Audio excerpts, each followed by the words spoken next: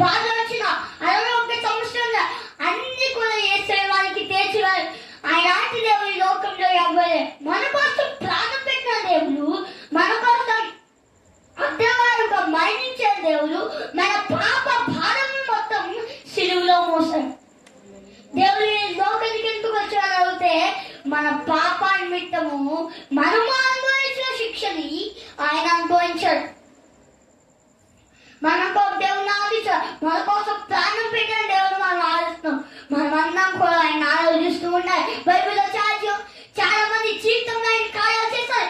కోరిన వారికి కొల్లించారు, మాట్లాడిన వారికి మాట ఇచ్చారు, కోరిన వారికి కాలిచ్చారు. ఒక ఆయన కొల్లేకపోతే యేసులోకి దావీదు కుమారుడా నాకు కాలించుము అని అంటే దేవుడు వచ్చాడు. దేవుడు చూసి దాటి వెళ్ళిపోయేవాడు కాదు. గుడ్డివాడన్నా ఎంతమంది దాటి వెళ్ళిపోయే దేవుడు కాదు. తన కళ్ళు స్వస్థపరిచి వెళ్ళాడు. ఆ కొయ్యను మాత్రం గంతులు వేస్తూ వెళ్ళాడు. మరణం కూడా ఆశించాడు.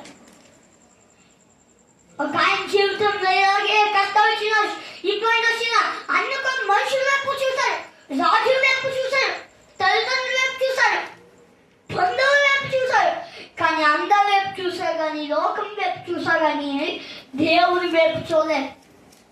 ఒకరోజు పరిస్థితిగా చెప్తాను, మీకు కష్టం వచ్చినా, ఇబ్బంది వచ్చినా, లేదంటే మీకు ఆర్థిక సమస్య వచ్చినా, లేదంటే మీకు మనుషులు చూడవద్దు. మీకు ఎలాంటి కష్టం వచ్చినా మనుషులు చూడవద్దు, బంధువులు చూడవద్దు, స్నేహితులు చూడవద్దు.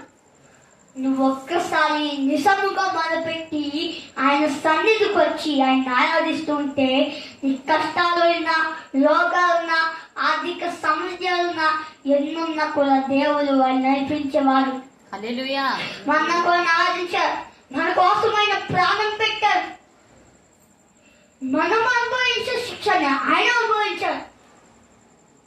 లోకంలో చాలా మంది కొన్ని నేనున్నాను అని అనేవాళ్ళు ఇప్పుడు లేకుండా పోతున్నారు. కష్టం వచ్చినా, శోకం వచ్చినా, ఇబ్బంది వచ్చినా నేనున్నాను అని ఒక రోజు ఒక ఆయన ఫోన్ చేస్తే ఫస్ట్ లిఫ్ట్ చేయలేదు. నీకు బయటకు వచ్చే తర్వాత ఫోన్ చేస్తాను. మనుషుల వైపు నువ్వు చూడదు, మనుషులు నువ్వు నమ్ముకోవద్దు, రాజు నువ్వు నమ్ముకోవద్దు. మనుషులు నమ్ముకున్నాం కంట, రాజు నమ్ముకోవడం కంట, అధికారులు నమ్ముకోవడం కంట దేవుని ఆశ్రయించడం మేలు. హల్లెలూయా. అని ఆరాధించాలి. ఆకాశం నా సింహాసన, భూమి నా పాదపీఠము అని చదివించాడు. ఆయన ఆరాధిస్తూ ఆయన కూడా ఉన్నారు. మన కష్టం వచ్చినా, ఇబ్బందులు వచ్చినా, శోధనలు వచ్చినా ఆయనతోనే మన జీవితం, ఆయనతోనే మన జీవితం. ఆయన మాట సెలవిస్తే భూమి ముక్కలైపోతుంది. మనకు ఆయన ఆరాధిస్తూ ఉండాలి. ఆయన ఏదో ఇండియాకి రావచ్చు కాదు, లేక ఒక ఊరికి రావచ్చు కాదు. ఆయన సర్వ సజీవులకి రాజు, మొత్తం దేశాలందరికీ రాజు. మనం ఆయన ఆరాధిస్తూ ఉండాలి, మనం ఆయన ఘనపరుస్తూ ఉండాలి. కష్టం వచ్చినా, సుఖం వచ్చినా, ఇబ్బంది వచ్చినా ఆయనతోనే మన జీవితం, ఆయనతోనే మన జీవితం. మనకి ఎంత కష్టం వచ్చినా ఆయనతోనే నడవాలి, మనం ఆయనతోనే ఉండాలి. కష్టం వచ్చినా, సుఖం వచ్చినా ఆయనతోనే ఉండి ఆయనతోనే నడవాలి. ప్రార్థన మన జీవితంలో చాలా ఇంపార్టెంట్. ప్రార్థన లేకపోతే మనము ఏం చేస్తున్నా కూడా అర్థమే. అంత కూడా యేసయ్య మన పాపాల నిమిత్తము సిలువ శిక్షను అనుభవించాడు. ఈ లోకంలో ఎవరైనా సిలువ వేస్తారంటే ఎవరైనా, కానీ మన కోసం సిలువలో మరణించి 3వ దినమున పునరుద్ధానమై మరణమును విడిచి నిత్యంగా 3వ దినం ఇస్తాడు, తిరిగి లేస్తాడు. ఈ కుటుంబాన్ని దేవుడు దీవించింది.